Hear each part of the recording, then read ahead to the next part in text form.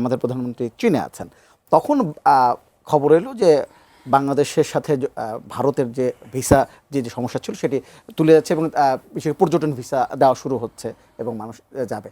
এই যে একটা অগ্রগতি হলো, এই কি বার্তা দিচ্ছে আসলে? কি এটা আমার মনে হয় যেটা হলো যে মানে ভারত যে ট্যুরিস্টদের জন্য ভিসা ওপেন করে দিবে, এটা কিন্তু বেশ কিছুদিন থেকে আমরা শুনতেছিলাম। হ্যাঁ, আচ্ছা, আমরা শুনছিলাম এবং আর নতুন একজন রাষ্ট্রদূত আসলেন।